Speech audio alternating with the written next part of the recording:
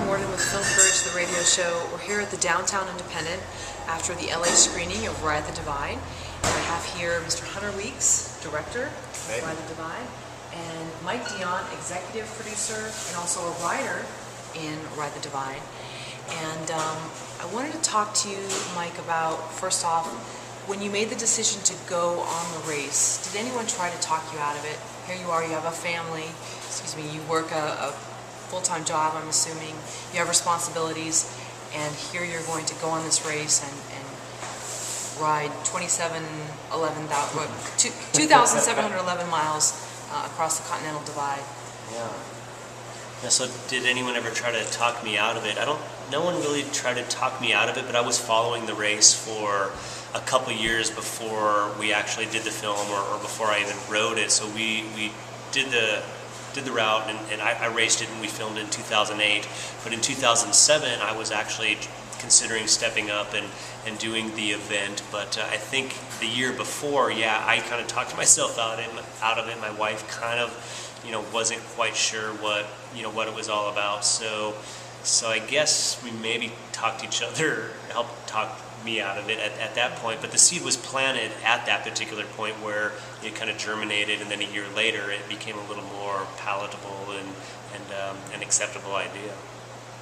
Very supportive spouse to Yes. have to do that. Yeah, Yeah. that's wonderful.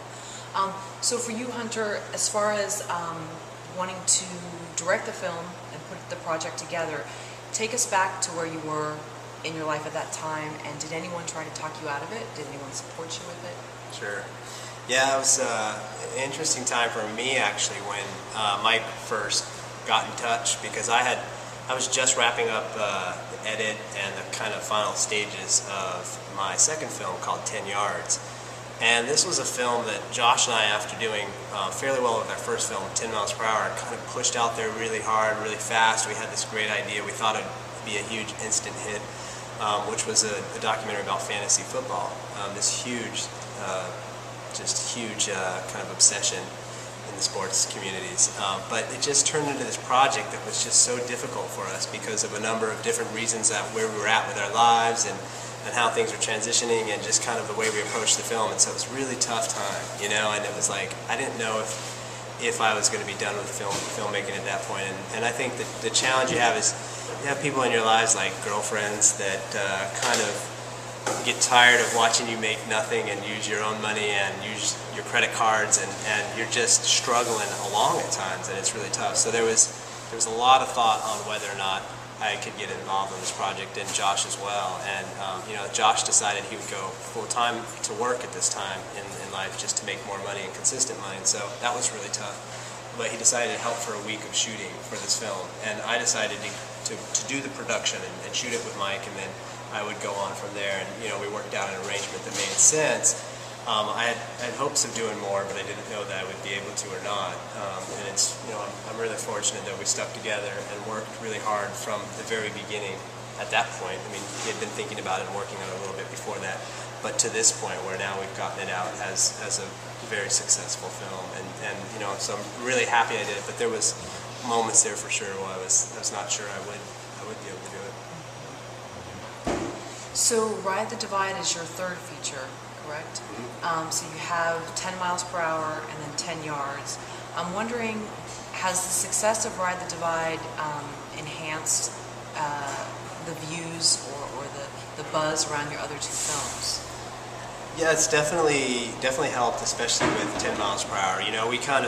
We let 10 Yards sort of, it still lives out there on its own, and there's some iTunes downloads and a few DVD sales here and there, but it's pretty quiet in terms of its success track, I guess. And that's just, it might be our own self-mentality towards the film and that time in life and what happened, but we've seen considerable action with 10 miles per hour since this film's come out. It's neat. It's like it's come back to life again. We were just talking to a sales agent, international sales agent for Ride the Divide, over the last few days, and he's like, now we're getting all this interest in 10 miles per hour, and I'm actually getting offers right now on 10 miles per hour. And so, it's nice to see that happen. It's good to see the YouTube views pick up on it. 10 miles per hour is the first feature-length documentary on YouTube, and so it's nice now to see it get a lift because we did a big YouTube stunt with Ride the Divide, and so it just kind of puts it out there again. And you know, you've been telling me about some people that want to screen it too. You know, we've got a new screening set up at a place where we screen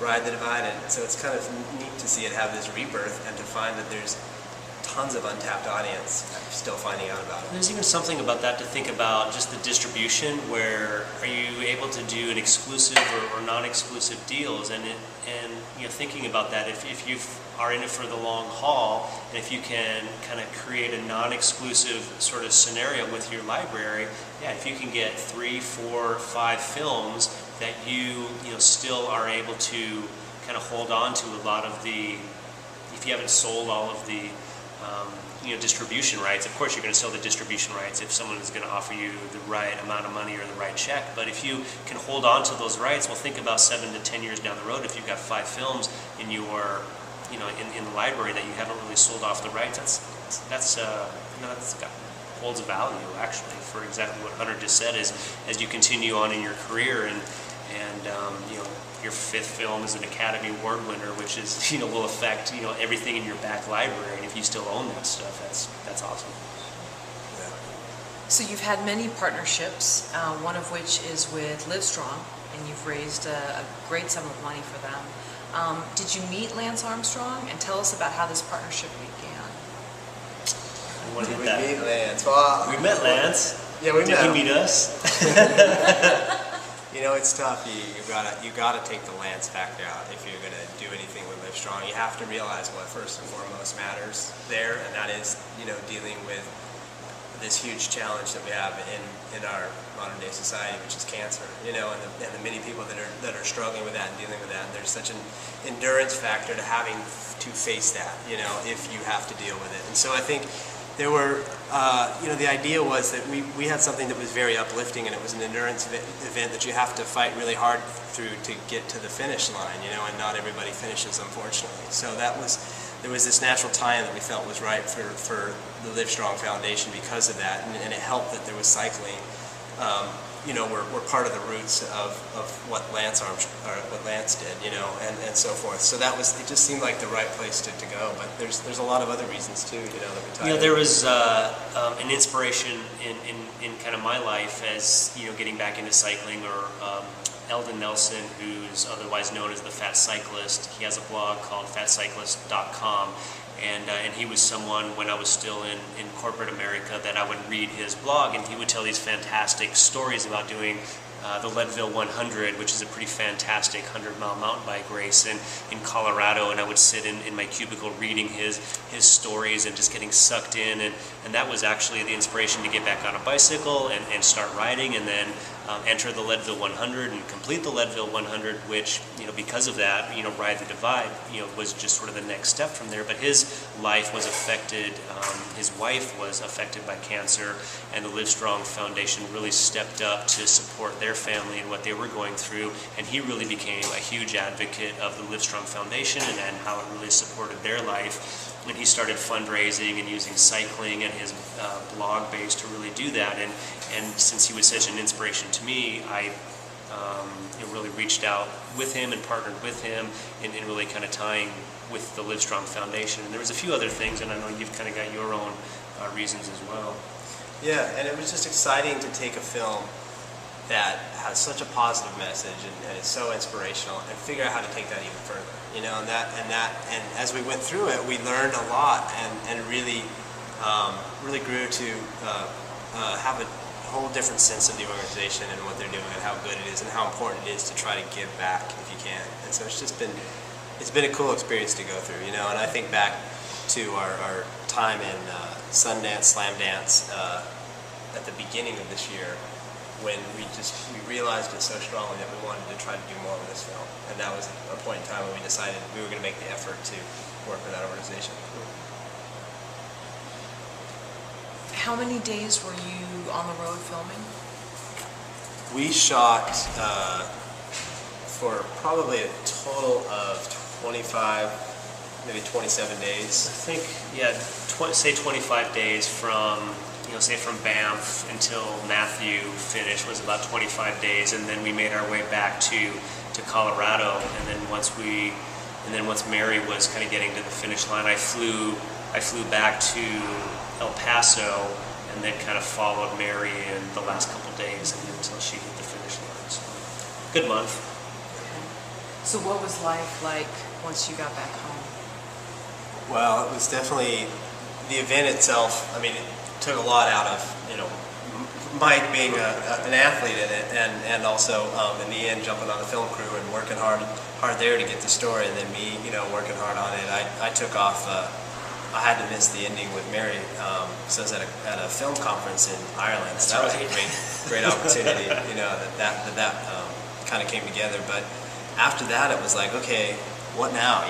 Now we've got this huge amount of footage. Just like any documentary, you kind of, the rush of shooting it and having that experience kind of comes crashing down at the end. All of a sudden, you're like, oh my God, this is going to take months and maybe longer. Mike was really optimistic that we could pull this all together for 4 or 5 months, I think, and I was like, it's going to probably take longer than that. The optimism, throughout this whole thing is just, like blind optimism. Yeah. So it was a lot of work, Sure.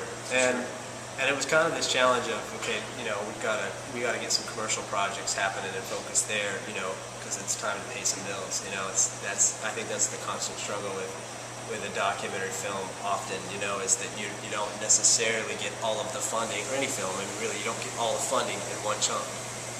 Sometimes you do. There's definitely cases where that happens, and that's what we all strive for. But a lot of times, I think we're finding ways to compartmentalize the funding process of making a film, and so. We had to do that. We had to find time and find some additional funding to get this thing finished. And so it took almost a year, I'd say, to really go through the whole edit process from start to finish and get it final. For sure. Yeah. How does life change? Anytime you kind of reach out and say yes to a goal and go and accomplish something, it's pretty rewarding. And then even something like this, where you're out in the middle of nowhere in the Rocky Mountains, it's you get a different perspective of what is out there instead of big cities and corporate America.